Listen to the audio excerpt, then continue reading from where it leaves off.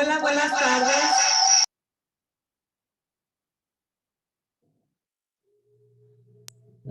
Perdón, una disculpa. A nombre de Familia Unida, les damos la más cordial bienvenida a esta jornada por las familias.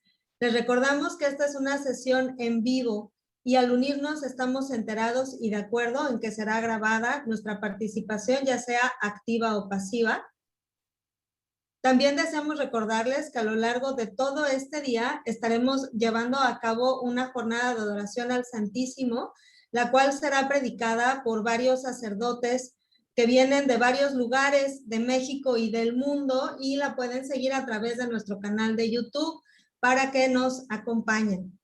En el día de hoy estaremos compartiendo con ustedes el tema de heridas emocionales con nuestro gran expositor y conocedor del tema, Luis Jaime Hernández. También tenemos a nuestro equipo de consultores, que son Fabiola Jiménez, Iracema Recio, Miriam Guzmán y Ana María Padilla. Iniciaremos con una exposición del tema, es una breve exposición de 30 minutos aproximadamente, y durante la misma nos van a poder, a través de los comentarios, ir comentándonos sus dudas, sus inquietudes, su consulta, y es bien importante que lo hagan a través del chat, ya que los micrófonos están desactivados. Adicional a estas dudas, nuestros consultores estarán disponibles para escucharlos en salas privadas por unos minutos, para referirles, aconsejarles o pues para escuchar sus dudas específicas al tema. Entonces, bueno, ya no les quito más tiempo para aprovechar y disfrutar mucho de esta conferencia, que estoy segura nos va a ayudar muchísimo a todos acerca de las heridas emocionales. Luis Jaime, muchas gracias. No, gracias a ti, Maru, y gracias a las personas que amablemente hoy nos acompañan. Voy a compartir pantalla.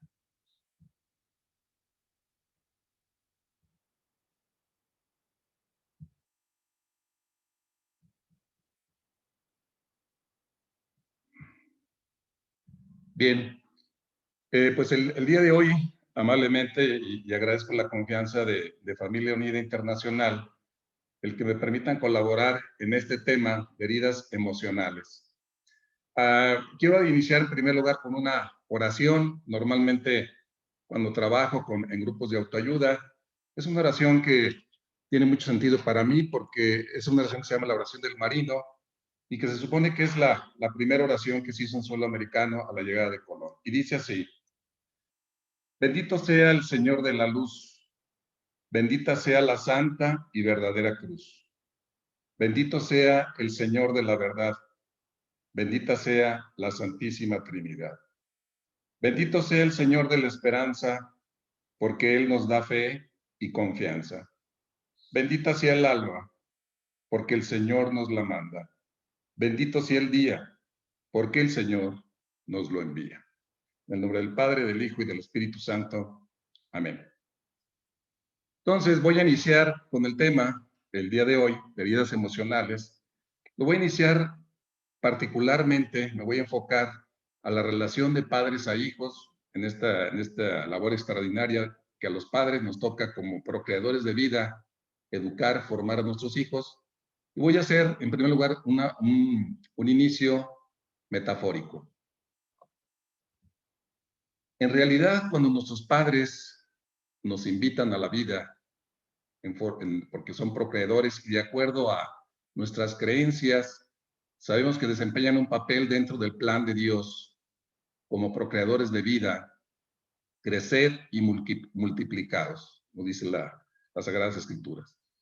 Y entonces nos invitan a un viaje en donde vamos a necesitar nuestro equipaje de vida, que va a ser importantísimo en la consecución, en la travesía, porque ellos nos invitan, nosotros sin saberlo, iniciamos ese viaje, llegamos a una familia que la desconocemos, por supuesto no tenemos los elementos cognitivos para hacerlo, pero nos vamos a desarrollar en medio de nuestros padres, nuestros abuelos, nuestros hermanos, nuestras hermanas, y vamos a iniciar esa travesía, una travesía no exenta de dificultades. La vida en sí misma tiene sus propios retos, la vida en sí misma tiene sus incongruencias, retos, y situaciones de tensión, pero también tiene cosas hermosas y siempre cuando actuamos en favor de la vida, incluso el actuar en favor de la vida es un indicativo de salud emocional y salud mental.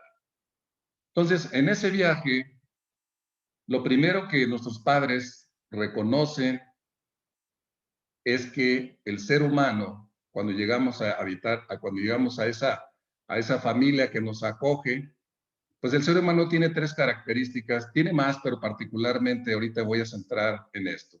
Es un ser humano que es valioso, es un ser humano que es vulnerable y es un ser humano que en su condición de nacimiento hasta la infancia, adolescencia, hasta la adultez, de alguna manera es dependiente de papá y de mamá. No es curioso que la palabra valioso sea la raíz etimológica de dignidad. Cuando hablamos de dignidad del ser humano, estamos reconociendo el valor que como ser humano tenemos, pero también un valor de hijos de Dios para quienes profesamos unas creencias religiosas y particularmente vitalizantes. Somos vulnerables porque estamos indefensos y dependientes de lo que papá y mamá de alguna forma nos conduzcan en ese viaje, no exento de dificultades, pero también un viaje maravilloso al cual debemos agradecer a papá y a mamá. En ese viaje, digo yo en forma metafórica, porque obviamente esto encuadra dentro de las responsabilidades de los padres con los hijos, los 4 maravillosos regalos de los padres a los hijos. Esos 4 maravillosos regalos es el equipaje de vida que tendremos en esa travesía desconocida, en esa travesía interesantísima, pero finalmente iremos acompañados de papá y de mamá, pero con 4 elementos muy importantes.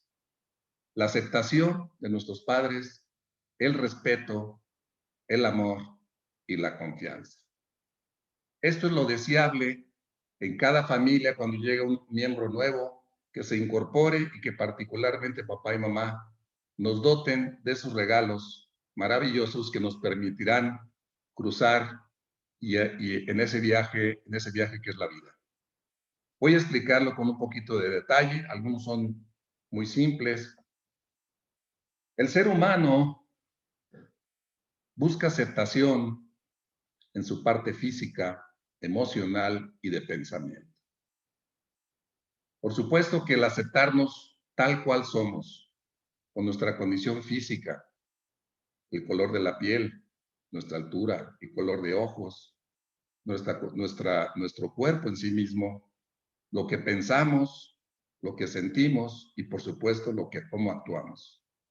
Tendrán papá y mamá que corregirnos, que direccionarnos, pero fundamentalmente la aceptación es algo muy indispensable porque si no somos aceptados, la visión también de un pequeño, de un niño, cuando no tiene todos los elementos a la mano, es una visión ilógica, egocéntrica y mágica.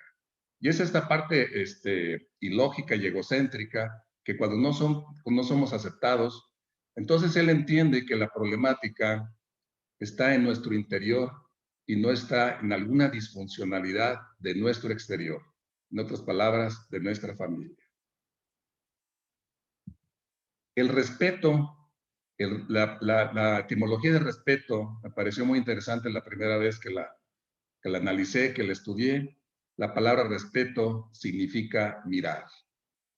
Y cuando miramos al otro, particularmente a nuestros hijos, significa que no los atropellamos. Significa que reconocemos su dignidad. Significa que en esos 3 aspectos básicos de valía, dependencia y vulnerabilidad, particularmente aquí reconocemos que son personas con su dignidad y con un valor intrínseco al ser humano.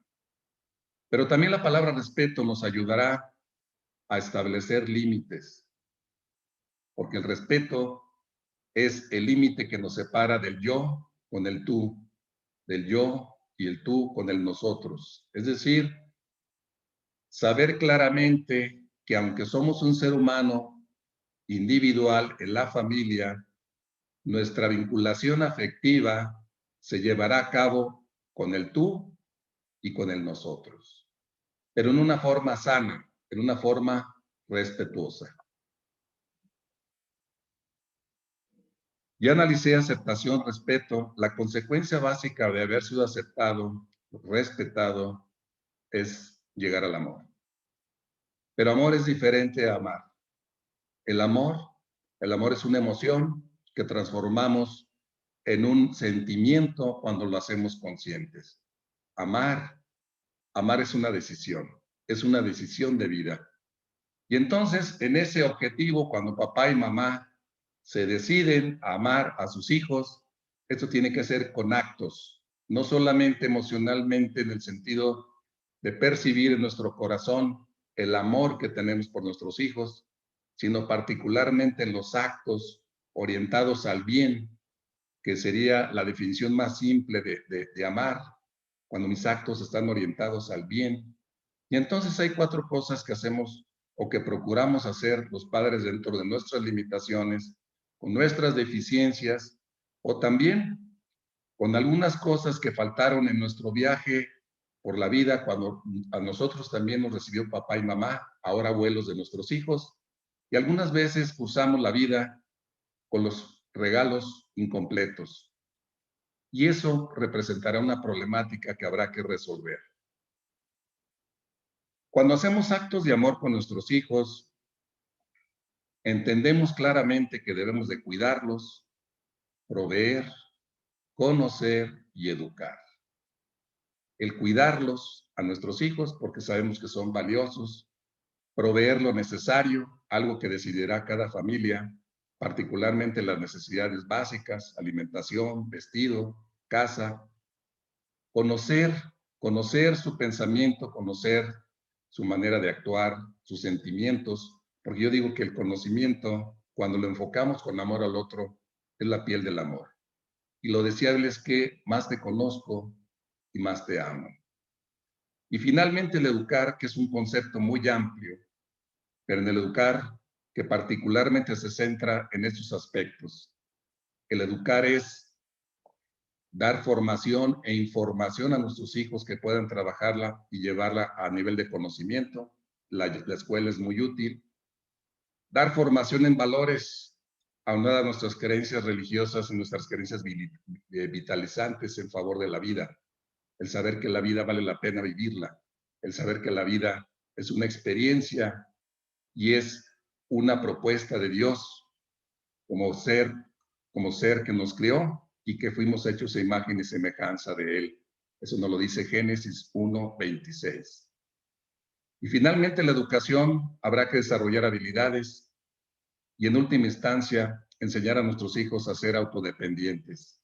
Es decir, que esa dependencia natural del niño pueda ser un adulto autodependiente, no que no necesite a los demás, sino que lo que necesite lo haga en forma respetuosa y responsable en beneficio de su propio desarrollo, y a eso le llamamos madurez. Abraham Maslow explica ese proceso de crecimiento, ese proceso de desarrollo de la personalidad de los seres humanos, y dice que esto es como una especie de escalera en donde hay que ir de etapa con etapa, y si no resolvemos una etapa, entonces la etapa siguiente se complica.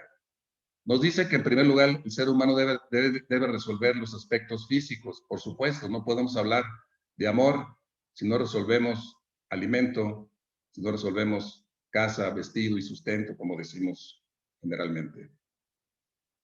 Después de la seguridad física, pero que confiamos, y aquí es importante porque en este aspecto, en este desarrollo de paso con paso, se va manifestando la confianza recíproca entre papá y mamá y los hijos. Saben que papá y mamá resuelven las necesidades físicas. Es deseable, por supuesto, en el desarrollo de la persona que también la resuelve emocionalmente, con 3 aspectos muy básicos que yo quisiera decirles. 1, que seamos cariñosos con nuestros hijos, no solamente en decirlo y hacer actos de amor, también en abrazarlos, comunicarles esa cercanía física, que les podamos dedicar tiempo, un tiempo de calidad, donde se profundizaría la comunicación. Y también donde finalmente tendríamos con nuestros hijos, en nuestros ojos, nuestros hijos ven el espejo de su alma. Es decir, también necesitamos saber reconocer sus virtudes, hacerles saber y reconocer sus defectos, y eso es un proceso de formación y de educación.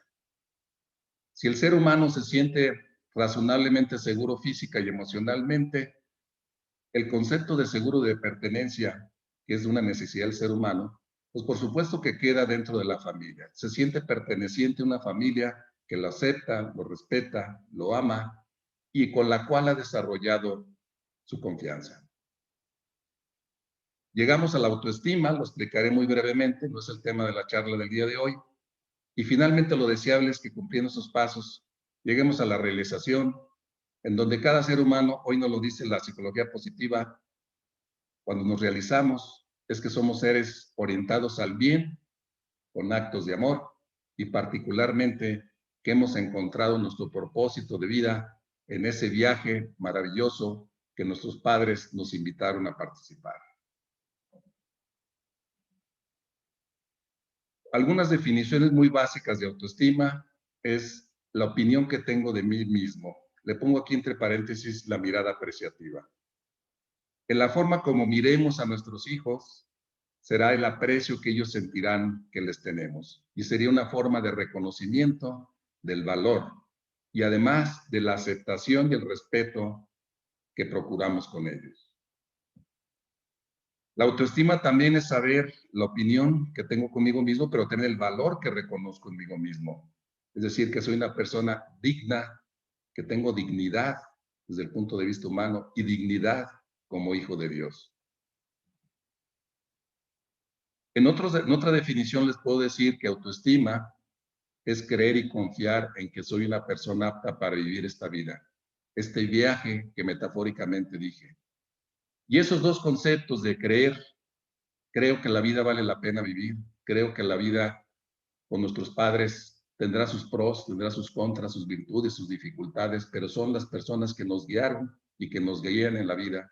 Y confiar, porque hemos confiado que nuestros padres tienen la respuesta, donde nos sabemos aceptados, respetados y amados, y construimos confianza con ellos. De hecho, hay un autor que se llama Natalie Branden, recomiendo este libro, Los 6 pilares de la autoestima, que nos habla que en sentido estricto, la autoestima es confianza y respeto. Y cuando yo logro armonizar esto en mi área de pertenencia, que es mi familia, pues entonces la confianza y el respeto fortalecen mi autoestima. ¿Por qué? Porque me siento seguro, porque me siento confiado, porque he realizado mi relación con el mundo exterior en forma armónica y al sentirme respetado, quiere decir que he sido aceptado y por supuesto el respeto es el paso anterior del amor, donde el amor se manifestará en acciones concretas de mí hacia los demás y de los demás también hacia mí, en forma respetuosa. Es por eso que los seres humanos desarrollamos vínculos afectivos. Ese vínculo afectivo, dice, el vínculo afectivo entre padres e hijos se construye sobre la base de confianza mutua, comunicación y tiempo compartido. Esto, por supuesto, es el ideal, es decir, que podamos construir ese vínculo. Y fíjese la palabra importante de lo que le estoy diciendo. Cuando logramos articular y consolidar la confianza, hay un autor que me gusta también mucho, el doctor Thomas Covey, que es psiquiatra de la Universidad de Harvard, y él dice que la confianza es el puente que nos une con la existencia. Fíjese la importancia de construir ese puente dentro de nuestro núcleo familiar. Porque si hay confianza, hay comunicación y el tiempo será, al contrario, algo muy indispensable para fortalecer la comunicación y el tiempo. Pues bien, en este proceso muy difícil, muy difícil, en donde el ser humano requiere de esa aceptación, respeto y amor, en donde los papás nos cuidan, proveen, nos educan y en la mejor medida nos dan actos de amor, surgen algunas veces en la imperfección humana heridas emocionales. Las heridas emocionales que voy a comentar son básicamente 3. Aquí algunos autores mencionan que son 5, otros mencionan que son 7. Yo me voy a centrar en 3, tal como lo plantea John Bradshaw en su análisis de la familia. Dice, en una forma muy simple, dice, la herida emocional es un acontecimiento que causa una reacción de enojo, miedo o dolor permanente en nuestra vida. Es decir, esto que debería ser armónico en ese desarrollo de la personalidad del niño, ¿qué es lo que sucedió que nos lastima, que estamos enojados, que sentimos miedo? El miedo básicamente es desconfianza o dolor, cuando el dolor es una emoción que parte del amor y llegamos al dolor cuando perdimos algo. Quizás el vínculo de confianza con nuestros padres. En la herida emocional, 1 es ser rechazado. Por supuesto que es lo opuesto a ser aceptado. Porque al ser aceptado, no soy rechazado y entonces adquiero esa seguridad de que me siento en un soporte físico, emocional y mi sentido de pertenencia. Y por supuesto voy confiando en papá y en mamá. La segunda herida emocional es ser abandonado. Ser abandonado es un acto de irresponsabilidad con el niño. Hay 2 formas de abandono, el abandono físico o el abandono emocional.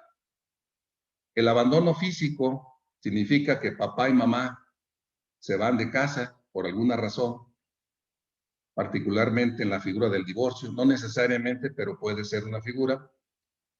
El ser abandonado significa también que puede ser un abandono físico o emocional. El abandono emocional le llamamos privación, es decir, papá y mamá sí están, pero están tan ocupados que realmente son un elemento con el cual no interactuamos. En estas 2 heridas, particularmente los autores están de acuerdo. Hay una que lo agrupa, me parece mejor, y por eso lo voy a explicar aquí, John Bradshaw, que es el abuso. Cuando abusamos de nuestros hijos, hay básicamente 4 formas de abusar. El abuso físico, es decir, la violencia interiorizada en casa. El abuso emocional, en lugar de comunicar palabras de afecto, de apoyo emocional, de reconocimiento, de respeto, el abuso emocional es tener descalificativos, agresivos, falta de afecto y finalmente incluso una indiferencia ante el hijo.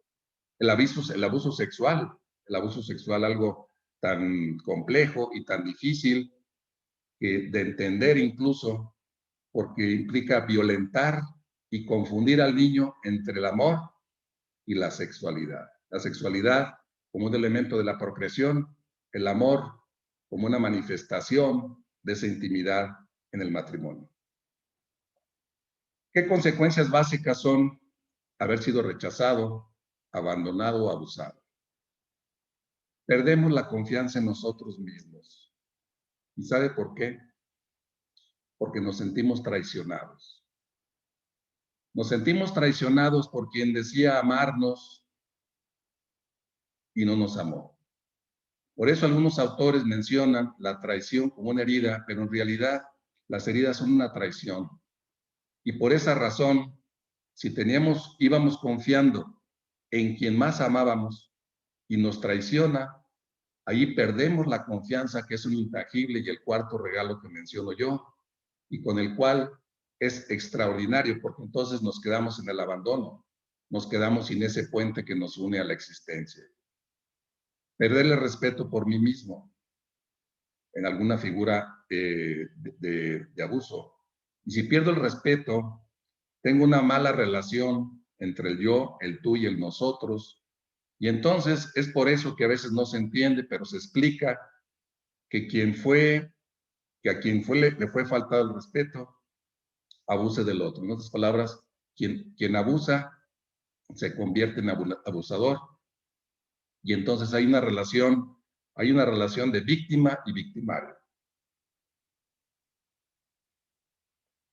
Por supuesto que la consecuencia de perder la confianza es que no vamos a construir vínculos con límites sanos. Hay vínculos afectivos, que serán la base para después vincularme afectivamente del matrimonio, por ejemplo, o vincularme efectivamente con los amigos, aunque la amistad es una base del vínculo afectivo del matrimonio. Y entonces rompemos esa confianza, ese respeto, y entonces no tenemos vinculaciones afectivas, sino vinculaciones dependientes o vinculaciones codependientes. No es que confíe en ti, es que te necesito porque no sé qué habría que hacer sin ti. Algunas otras conductas visibles en una herida emocional es la persona rechazada se rechaza a sí misma y a su entorno. Es decir, el fruto de la herida emocional está en el interior del pequeño. ¿Por qué? Porque al rechazarme a mí mismo, debiendo yo ser mi mejor amigo, me convierto en mi peor adversario. Y al rechazarme, doy al exterior lo que tengo. Si no tengo aceptación, no acepto mi realidad y ni acepto a mí mismo. Me rechazo a mí mismo y rechazo a mi familia y, por supuesto, a la realidad en su conjunto, en una u otra medida, en mayor o menor medida. Otra conducta visible de una herida emocional es que la persona abandonada tiende a abandonar a los demás. Algunas veces me toca trabajar en consultoría matrimonial y tal parece como si hubiera una carrera por ver quién abandona primero al otro. ¿Y por qué? Porque al perderse la confianza, no hay un vínculo de confianza entre los cónyuges y eso hace que tengan desconfianza de que el otro se va a ir, quizás como mamá o papá los abandonó y entonces prefieren irse, abandonar él, la familia, el núcleo familiar, antes que lo abandone. Parecería una incongruencia, pero sucede muy comúnmente y de manera lamentable. Otra conducta visible de una herida emocional es que la persona abusada abusa de los demás. Yo me he preguntado mucho cuando hemos tocado temas, por ejemplo, de pederastia, que es poco comprensible cómo una persona adulta con conocimiento pleno, muchas de las veces incluso con vocación religiosa, pueda hacer esto. Y la explicación, dolorosa, pero simple. ¿Por qué? Porque quien fue abusado, abusa. ¿Y por qué razón? Porque el respeto no fue parte de su formación. Y el respeto nos lleva a tener conciencia de nuestros actos. Es decir, de la conciencia moral, el saber algo que está bien y mal, pero particularmente la conciencia religiosa. Sí sabemos lo que hacemos, pero no nos damos cuenta de las implicaciones y las consecuencias de lo que hacemos. La emoción presente en una herida emocional son tres. Cuando perdemos la confianza en papá y mamá, vamos al miedo, particularmente el miedo psicológico. Eso se incrusta en nuestra vida y entonces el miedo siempre nos hace ir a tener pensamientos al futuro negativo. Cosas pequeñas, hoy que vivimos la pandemia, si estornudamos, pensamos que nos vamos a morir. Si vemos a nuestro hijo que estornuda, lo queremos internar inmediatamente. Si papá se retrasa un poquito, pensamos el peor escenario, en un accidente, una infidelidad.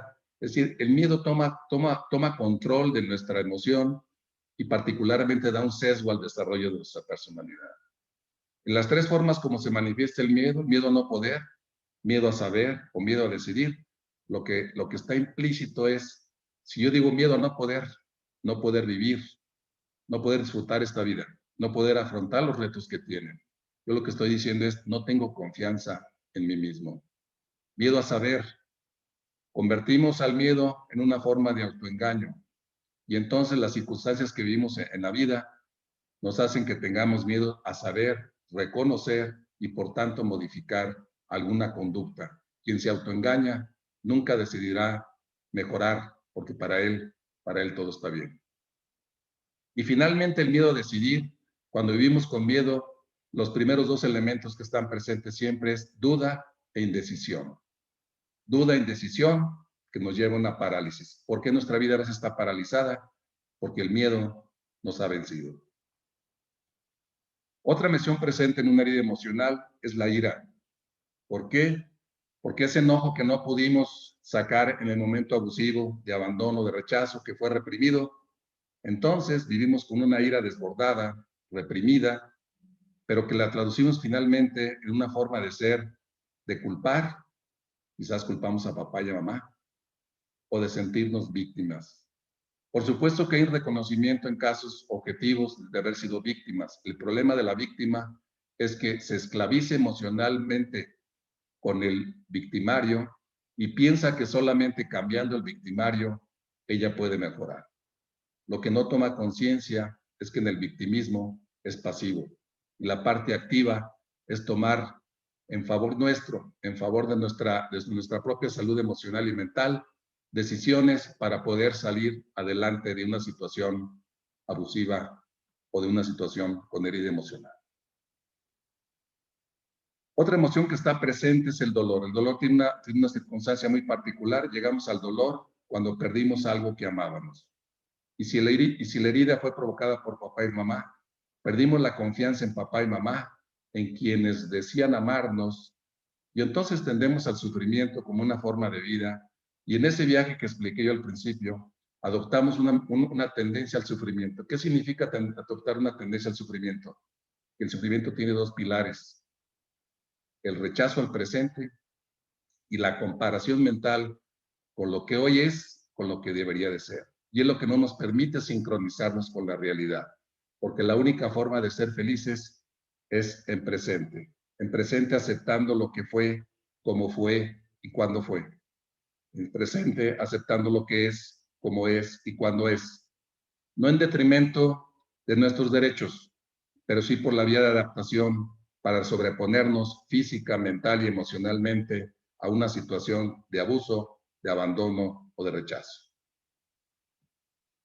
¿Qué tratamientos se recomiendan? Bueno, pues en términos generales, yo considero que una terapia cognitiva, donde conozcamos el contexto, aunque para llegar a este punto, lo más deseable es que la propia persona pueda solicitar ayuda. Y generalmente ese es el paso más difícil. ¿Por qué? Porque hemos caído en la represión emocional, hemos caído en duelos no resueltos. Y entonces particularmente hay dos mecanismos de defensa. El mecanismo de defensa de represión y de supresión. Algunas veces ya hemos olvidado hasta las cosas que nos lastimaron, pero que todavía hay efecto en nuestra vida presente. Y las reprimimos porque no las pudimos expresar en ese momento, en donde en lugar de tener una relación de afecto, teníamos quizás una relación que John Bradshaw llama el vínculo imaginario, donde el dominio y la sumisión fue una forma de educación.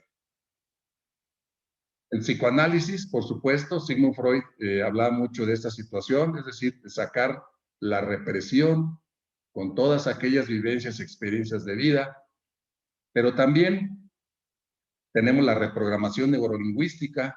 Por supuesto que el staff y el personal de Familia Unida en esta situación es exponer estas variables para que la persona pueda acercarse con nosotros y poder ayudarlo a completar su viaje que en algún punto tuvo alguna disfuncionalidad.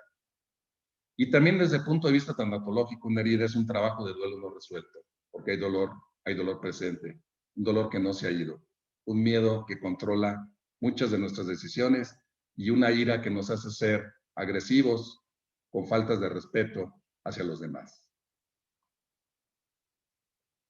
Una decisión valiente, digo yo, reconozco, y si alguna persona me está escuchando, mi respeto, compasión por quien ha tenido una situación de vida difícil, que fue abandonado, que fue rechazado o que fue abusado. Pero una manera de reconstruirnos es tomar una decisión valiente y es perdonar. Porque no podemos cambiar lo que ya sucedió. Lo que podemos hacer es cambiar nuestro presente adaptándonos.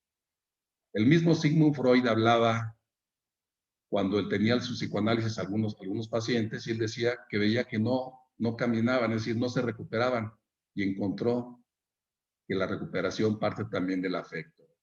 Es decir, restablecer nuestro corazón roto, nuestra confianza quizás dañada, nuestras emociones, nuestras emociones presentes de ira, miedo y dolor. Saber que en algún sentido las familias no somos perfectos, no hay papás perfectos.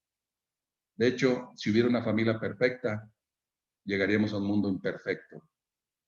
Entonces, cuando tenemos un motivo que puede ser nuestros hijos, porque esto muchas veces estamos conscientes ya de adultos, nuestra familia, y particularmente reconstruir nuestro amor propio. Porque si podemos reconstruir y tenemos un motivo para caminar, un propósito de vida, acompañado siempre del amor, entonces esa es la ruta en la cual podemos continuar con un viaje en la cual la ira, el miedo, el dolor y el sufrimiento puedan estar mejor manejados. No exentos, la vida tiene retos, tiene dificultades y por esa razón las mismas emociones están presentes en muchas situaciones de nuestra vida. Y si tomamos esa decisión valiente, entonces quizás si no tuvimos los 4 regalos o percibimos que no los tuvimos, porque a veces sí los tuvimos, pero percibimos algo diferente, entonces nos adaptamos, regresamos a nuestra esencia. Fuimos creados imagen y semejanza de Dios. Dios es amor, nos lo dice el apóstol Juan en su primera carta, capítulo 4, y fuimos creados imagen y semejanza de Él, en donde esa semejanza es semejanza en su aspecto, pero particularmente en la esencia del amor. Y si nos decidimos a hacer esto, entonces llegaremos y también confirmaremos en el segundo mandamiento: amarás a tu prójimo como a ti mismo. Hoy es una buena oportunidad de reflexionar, de empezarnos a amar, reconstruir el amor, nosotros mismos formar esos regalos que si no los recibimos de manera completa, ahora de mejor manera lo tomaremos con nuestros hijos y amaremos a ellos en actos de amor. Muchas gracias. Sí, no, tu micrófono. Luis Jaime, muchísimas gracias. Tenemos varias preguntas, entonces te las voy haciendo y nos vas contestando y vamos continuando. Claro que sí, Margot. ¿Qué puede hacer un hombre que tuvo incesto emocional para superar sus consecuencias? Bueno, pues es un abuso emocional. Mira, yo recuerdo un caso muy triste en lo particular de un chico que me decía que su papá llegaba todos los días en casa, llegaba después de trabajar, y entonces los encerraba a los hermanos junto a él y los empezaba a insultar y cerraba las puertas. Esto es una herida profunda. De hecho, la palabra, cuando hablamos de trauma, la palabra trauma etimológicamente significa herida. Y entonces lo que tenemos que hacer, lo mismo, recurrir a una terapia, por supuesto, esa es una decisión valiente, pero también en el fondo la terapia surtirá efecto sí, solo sí reconstruimos la parte afectiva. Es algo que Sigmund Freud se dio cuenta. Es decir, ¿por qué? Porque al reconstruir la parte afectiva salimos del resentimiento. No importa no solamente salir de la represión emocional o de canalizar de otra manera nuestras emociones. Se trata de que salgamos del resentimiento, porque si no, eso hará que vivamos siempre la vida culpando o culpándonos. Muchas gracias. Les recordamos que tenemos consultores en la sala dispuestos a platicar con quien así lo desee, lo necesite. Nos pueden escribir en el chat y con gusto los canalizamos a salas privadas. Te comparto otra pregunta. Sí, claro, ¿Cómo adelante. se puede ayudar a los hijos cuando los padres se divorcian? ¿Esto puede afectar también cuando ellos decidan formar a su familia? Sí, claro. Es que en el divorcio hay un riesgo de abandono. Ese riesgo está presente porque hay un abandono de entrada físico y voluntario. Pues yo diría que nosotros, de hecho, en Familia Unida, precisamente la parte consultoría matrimonial se enfoca a tratar de aliviar o subsanar los matrimonios. No hay matrimonios perfectos porque no vemos personas perfectas. Pero si finalmente se dio el divorcio, yo lo que aconsejaría es cercanía física, no culpar a papá o a mamá. Al hijo que generalmente a veces se queda con mamá, pues culpa a papá, o si se queda con mamá, culpa a mamá. Es vivir en el propio efecto de la ira. Y tratar de reconstruir la confianza, porque es difícil explicarle, sobre todo a un pequeño, con su pensamiento cuando es menor de 7 años, cuando su pensamiento es ilógico, egocéntrico y mágico, y yo me voy, pero en realidad te quiero. Y ese es el riesgo donde la confianza puede destruirse, y entonces el chico, el joven, en la confianza que no se construye, y la confianza tendrá un peso en nuestra vida. que es vivir con miedo, y finalmente tener relaciones disfuncionales porque nos relacionaremos por necesidad, por dependencia, por condependencia, pero no por afecto. No sé si Muchas gracias. ¿Es verdad que un hijo maltratado tiende a hacer lo mismo con sus hijos? ¿O al contrario, al ser maltratado, evita esto con su familia y no lo hace porque no desea que sufran lo mismo? Pues fíjate que en términos generales esa es la paradoja. Alguien que fue abusado, abusa. Alguien que fue maltratado, maltrata. ¿Y por qué? Yo las primeras veces que estudié este tema, me lo cuestioné muy fuertemente, incluso cuando hablamos de cosas mucho más difíciles, por ejemplo, un pederasta que abusa sexualmente de otra persona. El problema está que al abusar de la persona no hay respeto y entonces no construimos respeto y relaciones y entonces nos hace fácil rebasar los límites, es decir, tomar lo que no es nuestro y abusar de otra persona. Desafortunadamente esto sucede porque quien fue abusado y al faltar el respeto, hay una relación directa con la conciencia psicológica. La conciencia psicológica es que no es que no sepamos cómo actuamos, es que no tenemos conciencia real de la implicación de nuestros actos. Y nos acostumbramos a tomar lo que no es nuestro, a usar a las personas, a abusar de las personas, porque en nuestro interior, en nuestra forma de desarrollo, el respeto no es un valor de vida. Y ese es el problema.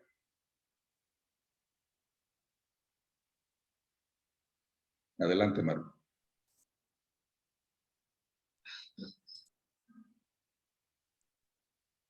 Perdón, mi micrófono no quería prenderse. No, adelante, ¿Cómo adelante. curar vida emocional con padres fallecidos?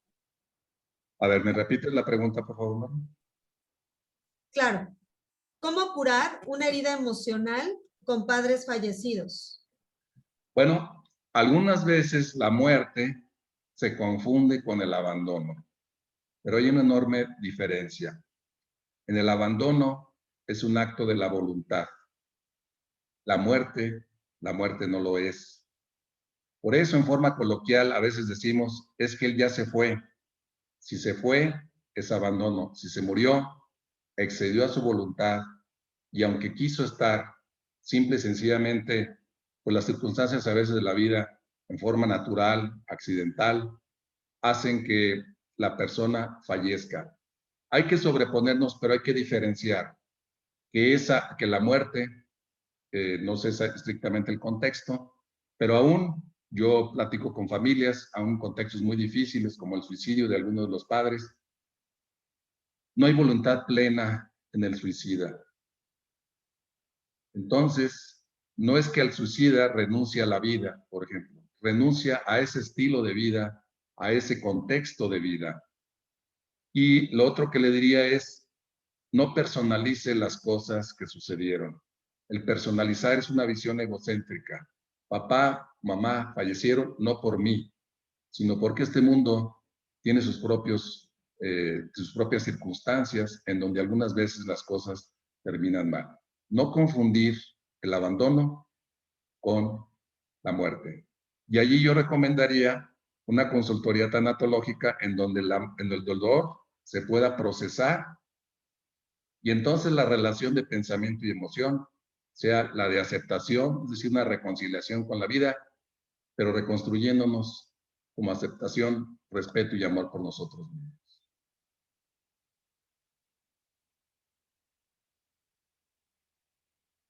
No sé si tengamos a alguien más. Muchas gracias. Siguiente pregunta. Sí, Maru. ¿Cómo ayudar a sanar heridas de la niñez en personas cercanas a nosotros?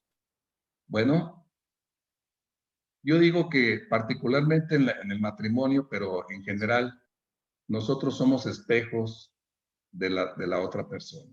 Es decir, en las familias cercanas, yo veo y me doy cuenta de lo que tú no ves o tienes cuentas. Al ser espejos, todos sabemos que hay un punto ciego, hay cosas que no nos damos cuenta. Entonces, podemos proponer que esta persona tenga nivel de conciencia para que mejore su relación consigo mismo y con los demás, pero nunca imponer. Nadie puede cambiar a nadie contra su voluntad. Es una decisión, por eso yo digo, valiente, pero lo primero es tomar conciencia. Pero no se puede imponer al otro lo que creemos conveniente desde nuestra óptica.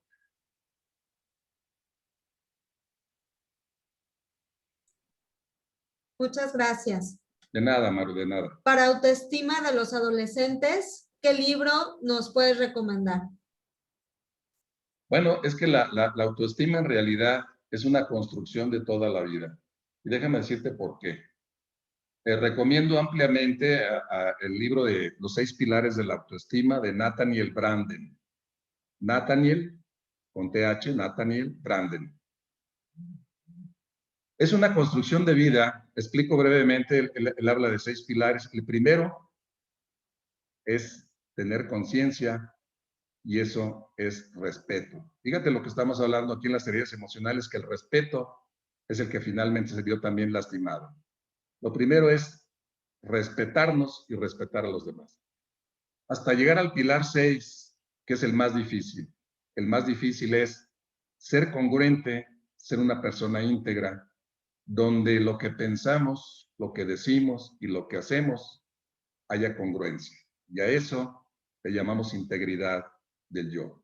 Es decir, es deseable que en la madurez, en el crecimiento personal, el recorrer todos esos pasos de que nos habla Nathaniel Branden, finalmente, cuando llegamos y nos consolidamos como personas íntegras, con orientación al bien, para nosotros mismos, para nuestra familia, somos congruentes y mucho más si tomados a nuestras creencias, finalmente las ponemos en práctica, que es lo que Dios nos pide.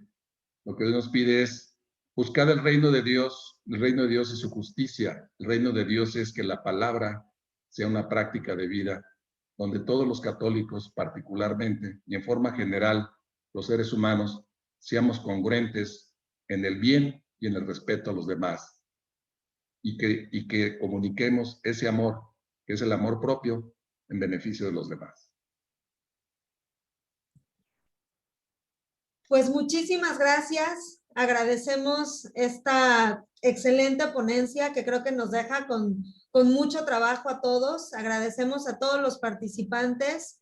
Agradecemos a Familia Unida y los invitamos a que se sigan acercando a nosotros, a toda nuestra red de ayuda que tenemos para ustedes. Y pues síganos en nuestras redes sociales y los invitamos a seguir con nosotros en las charlas que todavía nos faltan. Muchas gracias a todos. Gracias, Jaime. Bueno, pues yo gracias a ustedes, al contrario, muy amables. Yo en realidad soy el agradecido y ojalá que algo de lo que yo les pude compartir les dé un poquito de luz a la persona que se sienta rechazada, abandonada o en alguna forma de abuso. Yo le deseo que Dios la bendiga y que la bendición permee en toda su familia en abundancia. Buena tarde, que tengan una bonita tarde.